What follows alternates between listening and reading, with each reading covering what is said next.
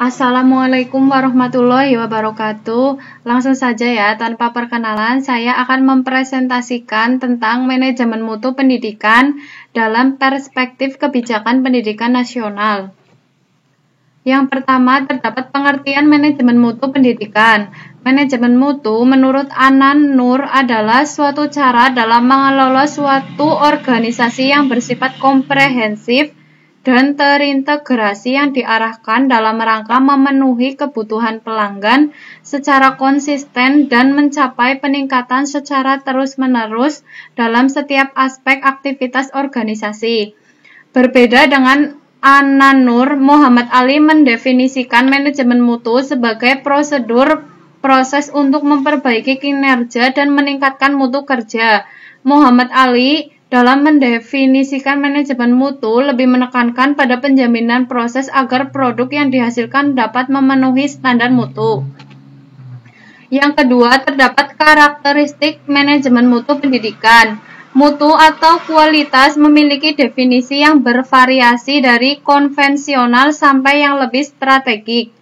Definisi konvensional dari kualitas biasanya menggambarkan karakteristik langsung dari suatu produk seperti performansi, keandalan, mudah dalam menggunakan, estetika, dan sebagainya.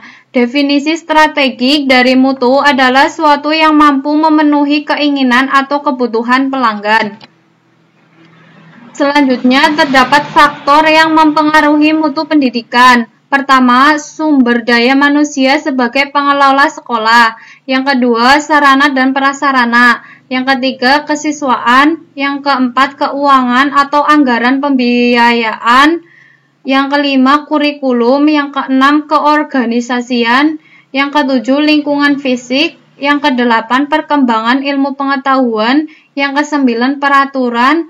Yang ke-10 partisipasi atau peran serta masyarakat, dan yang ke-11 kebijakan pendidikan. Selanjutnya, strategi manajemen mutu pendidikan. 1. Merumuskan visi, misi, dan tujuan lembaga yang jelas. Yang kedua, membangun kepemimpinan yang benar-benar profesional. Yang ketiga, menyiapkan pendidik yang benar-benar berjiwa pendidik. Yang keempat, merumuskan kurikulum yang sesuai dengan kebutuhan peserta didik. Yang kelima, menggali strategi pembelajaran yang dapat mengakselerasi kemampuan siswa yang masih rendah agar menjadi lulusan yang kompetitif. Yang keenam, membangun sarana dan prasarana yang memadahi. Yang ketujuh, menyinkronkan kebijakan-kebijakan lembaga dengan kebijakan-kebijakan pendidikan nasional. Selanjutnya, faktor penyebab mutu pendidikan tidak mengalami peningkatan secara merata.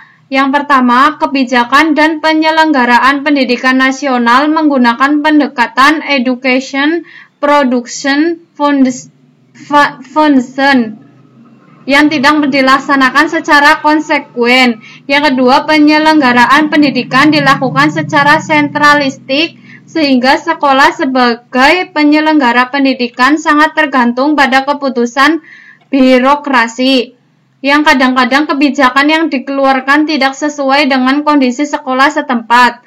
Yang ketiga, peran serta masyarakat, khususnya orang tua siswa dalam penyelenggaraan pendidikan selama ini sangat minim. Selanjutnya, indikator peningkatan mutu pendidikan. Peningkatan mutu merupakan sarana pembangunan di bidang pendidikan nasional dan merupakan bagian integral dari upaya peningkatan kualitas manusia Indonesia. Sebagaimana disebutkan dalam Pasal 3 Undang-Undang Nomor 20 Tahun 2003 tentang Sistem Pendidikan Nasional. Lembaga pendidikan dapat dikatakan bermutu apabila prestasi sekolah, khususnya prestasi peserta didik, menunjukkan pencapaian yang tinggi, yaitu yang pertama, prestasi akademik, yaitu nilai rapot dan nilai kelulusan memenuhi standar yang ditentukan. Yang kedua, memiliki nilai-nilai kejujuran, ketakwaan, kesopanan, dan mampu mengapresiasi nilai-nilai budaya. Dan yang ketiga, memiliki tanggung jawab yang tinggi dan kemampuan yang diwujudkan dalam bentuk keterampilan sesuai dengan standar ilmu yang diterimanya di sekolah.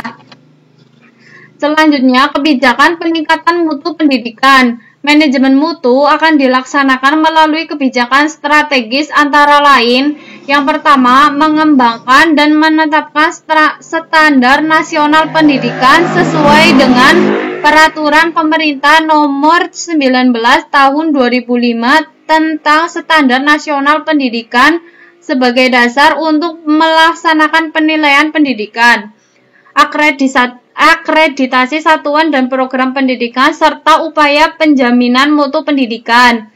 Yang kedua, melaksanakan evaluasi pendidikan melalui ujian sekolah oleh sekolah dan ujian nasional yang dilakukan oleh sebuah badan mandiri, yaitu Badan Standar Nasional Pendidikan. Yang ketiga, melaksanakan penjaminan mutu melalui suatu proses analisis yang sistematis terhadap hasil ujian nasional dan hasil evaluasi lainnya yang dimaksudkan untuk menentukan faktor pengungkit dalam upaya peningkatan mutu. Yang keempat, melakukan tindakan alternatif dengan memberikan perhatian lebih besar pada satuan pendidikan yang kualitasnya rendah, baik dilihat dari input, proses maupun outputnya. Yang kelima, melaksanakan akreditasi satuan atau program pendidikan untuk menentukan status akreditasinya masing-masing. Sekian dan terima kasih.